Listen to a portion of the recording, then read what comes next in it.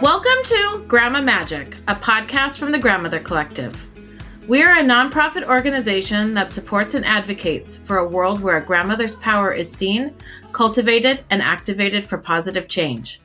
The Grandma Magic podcast is an opportunity to learn more about the unique positions that grandmothers, aunties, and other older women around the world can play in advancing positive social development by talking to and learning from grandmother changemakers. We hope this series inspires you, brings you joy, and helps you recognize the enduring magic and wisdom that comes from grandmothers everywhere. My name is Lindsay Farrell, and I'm your host today. Today we'll be talking with Paola Gianturco, a photographer and author who has documented women's lives in 63 countries. After 34 years in business, Paola went on to write 7 photographic books with a lens towards women's issues. Her 2012 book, Grandmother Power, A Global Phenomenon, has been an inspiration for many in our network, profiling activist grandmothers in 15 countries on 5 continents. Paola is also a grandmother and co-authored her last 2 books, Wonder Girls, Changing Our World, and Cool, Women Leaders Reversing Global Warming, with her 2 young granddaughters. I'm excited to learn more about your career, your thoughts on women's issues, and your own grandmother journey today. Thank you for joining us. I'm glad to be here. Thank you for inviting me. So to start, could you just share a little bit more about your background and maybe specifically what led to this path to focus on women's issues? Do you have a foundational woman or women in your past? As soon as I had graduated from school, I began working for a retailer who was the first retailer in the country to cater to working women, because at that point in the 1960s, the women's movement was just beginning and many women were just beginning to work outside of the house. After that, I worked for the first women-owned advertising agency in the world. At one point, we had 75 women and maybe 1 or 2 men, and the government told us that we were discriminating and we were required to add men to the staff. So I had a long experience of working only with women, and after that, I began working at an advertising agency where I was one of a few women on staff, and in client meetings, I was often the only woman in meetings for 6 months at a time. So I had a sharp contrast between the first part of my career and the second part of my career. And I was so interested in the glass ceiling and what was causing that I decided to use my then 1-month vacation. Who has time for a 1-month vacation? I asked to take it in half-day increments, and I went back to school and began studying women's studies. I took those classes wherever I could, as undergraduate courses, as graduate courses, as continuing education. There were no women's studies classes when I was at school at all. So all of that was new to me. And during that time, I had access to all of the libraries that related to those courses, which gave me an opportunity to do a lot of research about why the glass ceiling existed. That led me to frame a matrix of 12 different points, all of which seemed to me to dovetail or layer to cause the glass ceiling. And Mills College heard about that and asked if I would teach a course about women in leadership, which I did with a collaborator. And Stanford heard about that and asked if we would teach that same course there as an executive institute for what was then called the Institute for Research on Women and Gender, which we did for 4 or 5 years. Then this course was offered somewhere. And during that time, I had been walking around on the mountain where I live on Mount Tam, north of San Francisco, and wondering what next, what now. I had a sense that my communications career was coming to an end, but I wasn't sure what I wanted to do next. So I walked on the mountain and asked myself, what next, what now, what next, what now? And ultimately, I decided to take a 1-year leave of absence to do a book, not about the glass ceiling, but in fact, I wanted to do a photographic book. My father had put a camera in my hands when I was 8, And I had loved photography my whole life, and I thought this was going to be a relaxing sort of vacation of a project. I invited a friend to do this book with me. Both of us collected folk art. So we decided to go and meet and photograph women artisans around the world. And we visited some 15 countries, I think, for that first book, which ended up being titled In Her Hands: Crafts Women Changing the World, because we discovered that the women were making crafts to sell in order to send their children to school. And it seemed to me that that was going to change our world over time. Your world, my world, the world. So that was the beginning. And as you can see, for most of my adult life, women's issues had been very much on my mind and part of my experience. So were you at retirement age, or you had just reached a point where you felt you had done everything you could in the business space and needed to capture this other calling? I was 55 when I made that shift. That's not really retirement age. No, not, especially not today. No. Yeah. I just decided to start a second career. Yeah, one thing we've been talking about a lot is that this work that we're doing in capturing the stories of older women, especially older women change makers, is very much shining a light on the fallacy that you have to have it all figured out in your 30s or your 40s, and that there really are so many opportunities to keep remaking yourself. And we've even been thinking, like, this is a story we should be telling to younger women and really ensuring that the wisdom of older women is shared. So you're really giving us the evidence of that. I wonder if you can speak a little. I think it sounds like you were one of the pioneers of really talking about women's leadership, especially in creating coursework around that. Can you talk a little bit about why the focus on women, even up until today? What is unique to women's leadership that is important to tell as distinct from men's leadership? That's a really hard question because, as you know, the difference between the genders is small, and the difference within genders is larger than that. So it's very difficult to draw those kinds of conclusions, and I'm chary about doing it. I will say that as I was working with grandmothers, it was very clear to me that they wanted to lead change in the world because they wanted to benefit their grandchildren. They were very conscious of the changes that they wanted to make in order to make the world a better place for their children and grandchildren. So that was definitely a point of commonality. The other thing that I discovered about grandmother activism was that, you know how many grandmothers there are in the U.S. today? You probably do know this. There's not a really good number, but it's more than grandfathers, for sure. That's true. The most recent number I have read about grandparents is that about a third of the population in the U.S. is grandparents. Parents. And it's like 1.2 billion in the world, grandparents. But we don't have the number specifically for women. Exactly. But nonetheless, there are lots of them, and this usually surprises people. One of the reasons is that women start to be grandmothers for the first time when they're about 47 or 48 or so, which is much younger than most people think about when they think about grandmothers. They think about little old ladies in rocking chairs. But in fact, the largest number of grandmothers, it seems, in the U.S. right now is somewhere between 47 and 64. And those are people who were likely to have been activists when they were younger. That was certainly the case for many of the women whom I interviewed for the book Grandmother Power. They had worked in the 1960s and 70s and maybe early 80s on human rights. They had worked to increase literally all of the human rights, to change discrimination racially and ethnically and religiously and politically. So they were used to causing change, and they were not about to stop now. They were simply applying what they had learned earlier to make the world better for their grandchildren.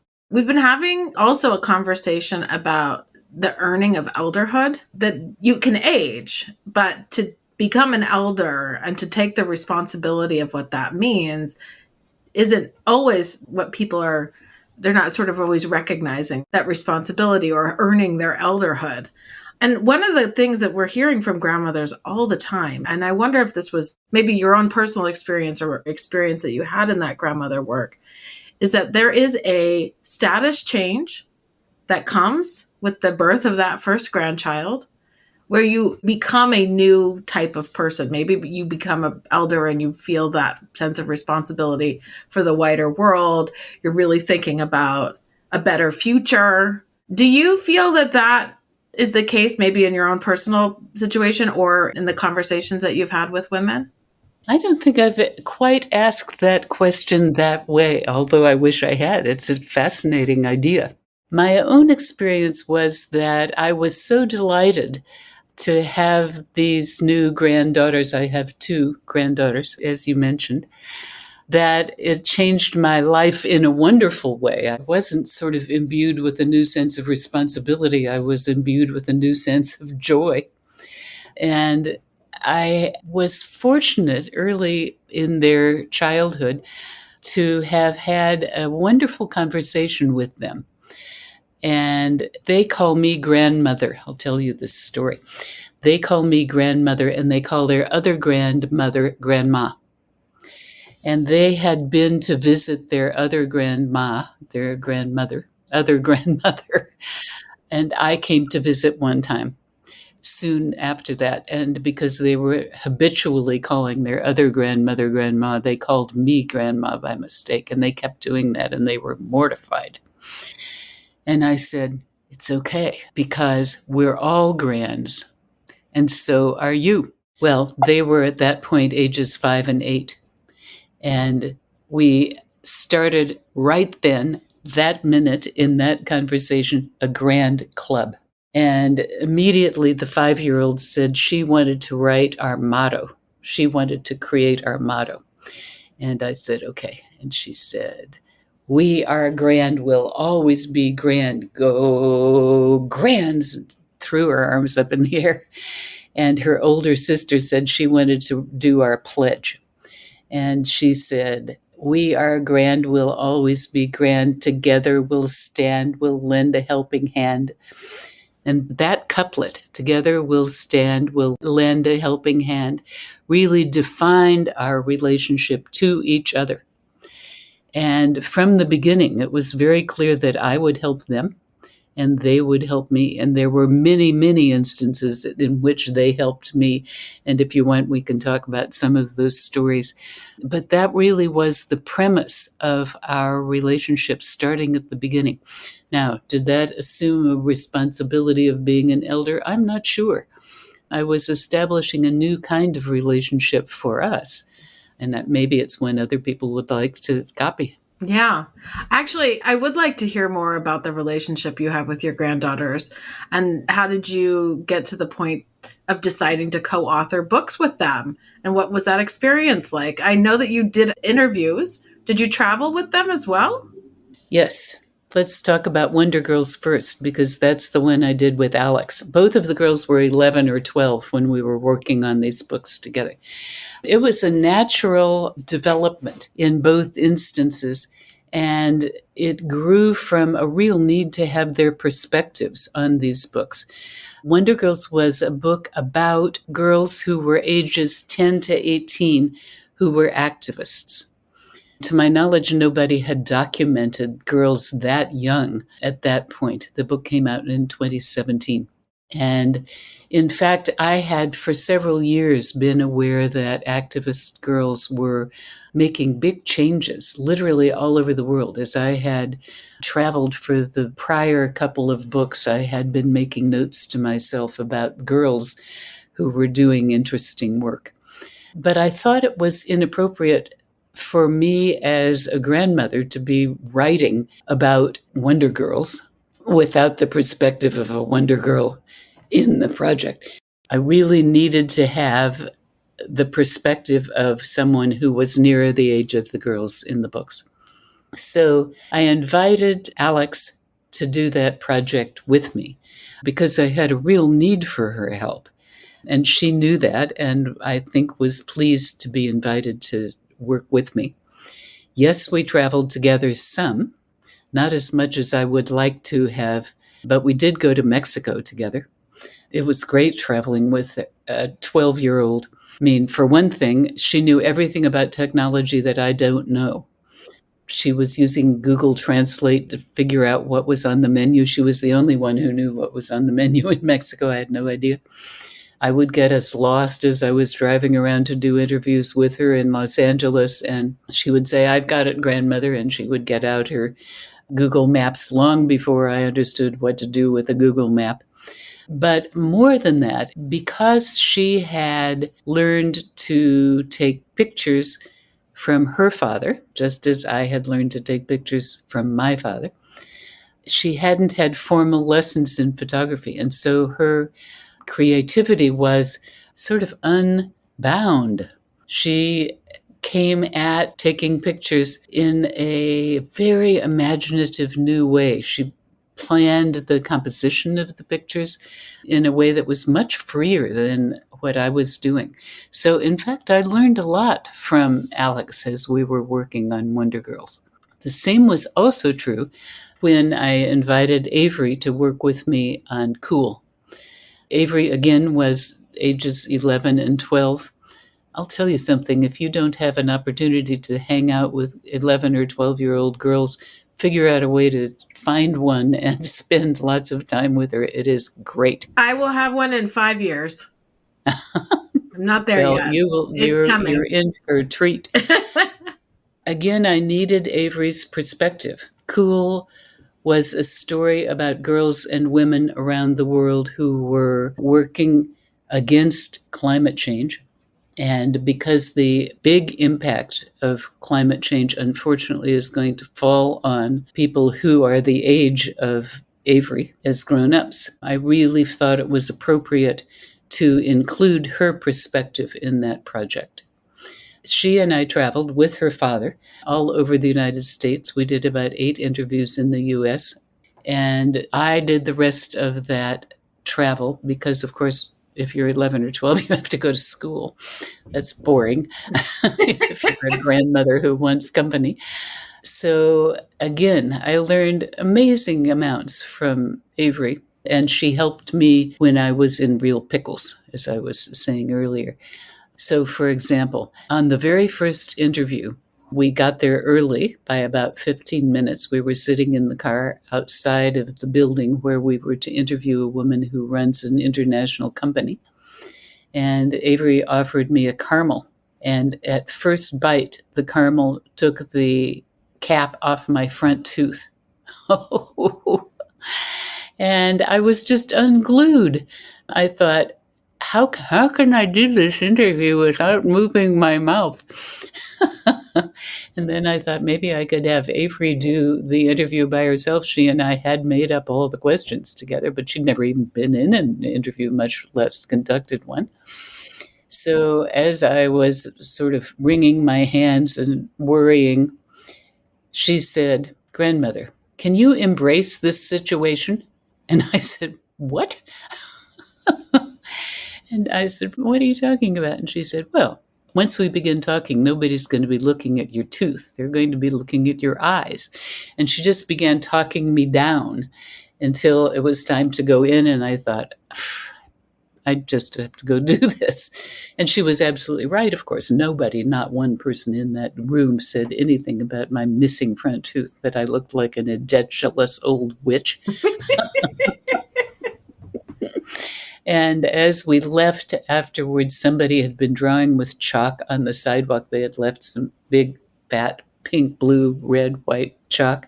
And Avery picked one up and drew a heart on the sidewalk. And inside it wrote, "Grands forever," to cheer me up. So, in fact, my grandgirls help me, and I sometimes, I hope, help them. It would be really nice to actually have them here to share with us how their experience of going with you was like. Did you see this week that the Surgeon General has declared we're having a crisis of isolation or a crisis of loneliness in the United States?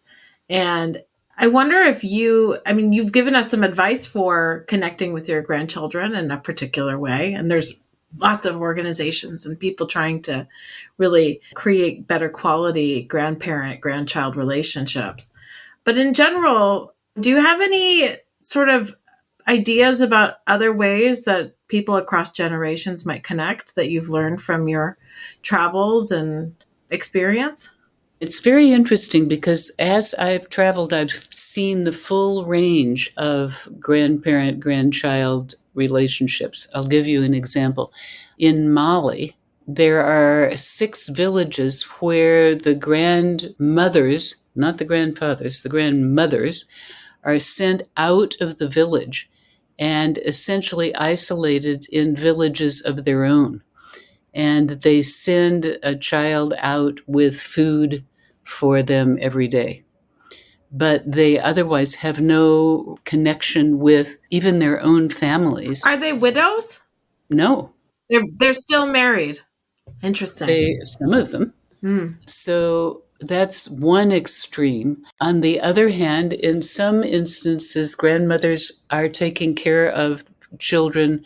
In fact, that was the beginning of the book, Wonder Girls. I was interviewing women in Kenya for a prior book called Women Who Light the Dark. It was about activist women around the world working on many different kinds of projects. And I found myself, having arrived early, sitting with probably 25 or 30 women from this village. And I thought, how can I begin to break the ice? So I asked them how many children they had, which is a fairly safe question to ask. And they all answered in the same routinized way. They said, I have 4 and 8 adopted. I have 6 and 15 adopted. I have 3 and 20 adopted. And I finally thought I understood what they were talking about, because it became clear that what they meant by adopted was that they were raising grandchildren who had been orphaned by AIDS. And I met grandmothers who were doing that literally all over that J-shaped geography that runs along the west coast and southern edge of Africa, down at the bottom up to Namibia. And I thought, the grandmothers hold the future of this continent in their hands. So that will give you the idea of the full range of relationships that I observed. There is every shade of relationship imaginable. Mm-hmm. So if you're in the U.S. and you're feeling disconnected from the generations, and we're being told there's a generation gap and that people aren't spending time with each other, is there a model or an approach that you've ever encountered, or maybe in your own life, that people could be emulating? One thing that occurs to me, and it's not necessarily a natural thing for people my age to do, but I text my granddaughters, which gives them an opportunity to answer if they want to and when they have time to. And it isn't anywhere nearly as intimate as it could be, but it's sort of a placeholder that says, I love you and I'm interested in what's cooking for you. And increasingly, I think it's necessary to invent ways to sort of skirt distance and time and sort of plant yourself in another person's life in a way that's fun for them. Yeah. And that meets them where they are a little bit. Yes. So you're meeting them where they are with a text. Nobody wants a phone call anymore. I call my mother, but I was a generation before the cell phone was everywhere. So one thing that I'd really love to understand, I'm trying to do the math. Did your Grandmother Power book come out after you became a grandmother? Grandmother Power was published in 2012. I became a grandmother in 2004. Oh, okay. So you had already gone down this pathway and felt inspired. What has been sort of the thread for you in choosing the topics of this, other than women and activism, which is very clear? Where is the sort of inspiration hitting you, and how do you make the decisions that you make? They all grow from observations being out in the world and the discovery that no one much has written about what I want to cover. In the instance of each of these books, they have been, at the time they were published, virtually alone in their subject matter. We often talk about women, grandmothers, being this invisible workforce. They're invisible in many aspects of life. Is that a piece of this as well? Why people haven't written it?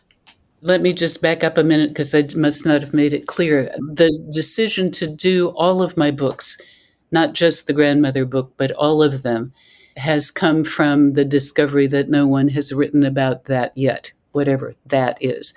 And in that case, it could be women activists around the world. There had been books. Let's look at Cool, the newest one, Cool Women Reversing Global Warming. There was a book about women in the United States who were working against global warming. That came out about a month before Cool did. But there was nothing about women around the world who were working against global warming. So there is a perverse side of me that loves doing something that hasn't been done before. And I'm always looking for a way to reflect what I discover as I am traveling around in the world. I'm making notes about what else I see. So it wasn't just grandmothers hadn't been written about. It is that all of these issues had, in fact, not really been covered. Yeah, I guess what I'm saying with the invisibility is activist girls or activist grandmothers or activist climate change women are maybe not invisible, but taken for granted or not assumed to be as powerful in the space as they are. So maybe I would hypothesize that's why it hadn't been written, or it's a new trend and you caught it. Maybe I'm wrong. I think it's a little of both. What are you working on next? Do you have another book in you? You don't have any more grandchildren, right? So no more collaboration. I have two step grandchildren. But with Cool, I have a conviction that climate change is the existential issue of our time.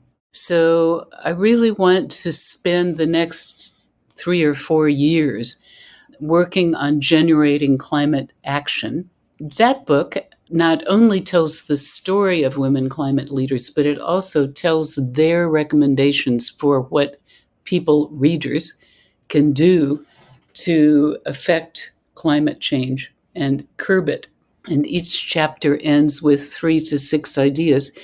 And if you scan with your phone a QR code, you will fly to the project website, which makes those suggestions very concrete. I'll give you an example. The Lord Mayor of Sydney, Australia, first suggestion was never, ever stop demanding more from your elected officials. And when you fly to the project website, it breaks that down. So it tells you how to find out who your elected officials are and what are their email addresses and telephone numbers. Then it gives you a sample telephone conversation that you could have with them or a member of their staff. And it gives you a sample email that you might send to them. And then if you're really hooked on climate advocacy, it tells you how to sign up for Al Gore's courses on climate activism. So the suggestions become very actionable and concrete in every instance. Avery and I hope that by telling these stories will inspire readers to take actions themselves and then give them the tools with which they can take action. So is it an ongoing project past the development of the book? The book is only part of the project, and that's true of my other books as well, because in some instances there is a photographic exhibit. There is always a set of presentations and interviews like this one that follow from the content of the books. And my hope is to continue doing presentations about Cool and the actions that people can take for the next several years. And will you constantly be updating the actionable steps? Yes. Yeah, very neat. That's the beauty of the internet, that we can be constantly updating, but it's also like you feel a sort of responsibility to do that as well, because it's not a static thing that now ends up on a bookshelf. It's going to be a living thing. That's really neat. And the other thing is, Avery and I have been doing some of these presentations together. Avery turns out to be very poised and a very comfortable public speaker. And she and I have presented both at the World Affairs Council in San Francisco and at the Commonwealth Club in San Francisco, both of which are really prestigious platforms. And she's very cool about this. Well, I mean, she does have the model of a grandmother to show her the way. But I also think we're navigating a group of really aware young people. They know what's happening in the world. They've got access to information that in my adolescence I did not have access to. So I think it's been really fun to watch the change-making journeys of young people as well. Exactly. You said it well. I agree. And so one of the things that we're really hoping is that thread, what you, I think, are really showcasing is that you can be in this relationship, this intergenerational relationship that supports us all. And it's a kind of very significant and important piece, not just a top down, but a bottom up. I don't think that's the right phrasing, but older to younger, back and forth, reciprocal relationship. I think that's exactly right. Reciprocity is a good word. Paola, do you have a favorite story of an older woman changemaker to end our podcast with? The royalties from all of my books go to nonprofit organizations that are working on the issues in the book. And the royalties from Grandmother Power, a global phenomenon, go to an organization called the Stephen Lewis Foundation in Canada. Let me give you a little bit of background about Stephen Lewis. Stephen Lewis was the Canadian ambassador to the UN. Kofi Annan named him as his special envoy to Africa on AIDS, malaria, and TB. And he came back having served his term and determined that he would spend the rest of his life trying to quell AIDS in Africa, but he didn't have lots of money. And so he had the idea that grandmothers in Canada could help him raise money. And there are now some 8,000, maybe more by now, Canadian grandmothers, and they make money out of the air. They make crafts, they make baked goods and sell them. They sell ice cream at the beach. They've catered weddings. They will do all kinds of things to make money for the Stephen Lewis Foundation to administer as grants to grandmothers all over Africa who are raising children orphaned by AIDS. And the African grandmothers make grant applications, sometimes for just a very small amount of money, maybe just enough to buy seeds to plant a community garden so they can feed the children, or enough money so they could buy a swing set so they can give the kids something to play on after school. So they're not extravagant big grants, but using the Canadian grandmothers' funds and sending them as grants to the grandmothers in Africa is really the purpose of the Stephen Lewis Foundation. I first met, to answer your question, the Stephen Lewis Foundation through interviewing for the book. I met Joanne O'Shea, who lives in Barrie, Ontario, and she has for a long time been the head of a grandmother group there, a Stephen Lewis grandmother group there, called Grandmothers and Grand Others. She includes grandmothers for obvious reasons, and grand others could be just about anybody who wants to support the work that they're doing. She has 5 grandchildren, I think, maybe 6 by now. And she used to be in education. So she wasn't used to being a leader of anything. Somebody would have an idea about a way they thought they could earn money, and she would just put out sign-up sheets, and whatever sign-up sheets got enough names on it to make something happen, they would do that.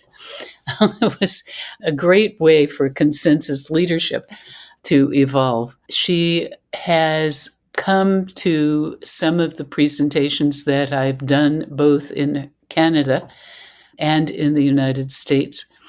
And she has, in her own work in Barrie, as well as at my events, done dances of gratitude. And I had never heard of a gratitude dance until I met Joanne O'Shea. In fact, I think she may have made it up. But I will never forget that we were presenting in Traverse City, Michigan, I think. And she arrived from Canada with her music CD and played it after we were done. And we began dancing on stage, making it up as we went along. And suddenly everybody was dancing in the aisles. They were dancing in front of their seats. They were dancing on their seats. They were yelling and screaming. There must have been 250 people dancing and yelling in a gratitude dance that was just wonderful and memorable. So that may not be the kind of story you expected, but sometimes grandmothers think of amazing and creative ways to unify people and get them excited about things. No, that's exactly the story that I would have wanted. I often think about grandmothers as, the culture keepers, the ritual makers, the people that without whom we wouldn't have that feeling of identity and connection. So I hope she's still doing gratitude dances all over Canada. All rituals and traditions are invented anyway, and mostly by grandmothers. So that's a really neat story. And we do know the work that they've done on the continent has been life-changing. So, Paola, thank you so much for joining us today and sharing this holistic story of your own grandmother experience, but also the light that you've shined onto women's issues over the past however many years. It's been wonderful to connect with you. Thank you for inviting me. It was a pleasure to be with you. Thanks.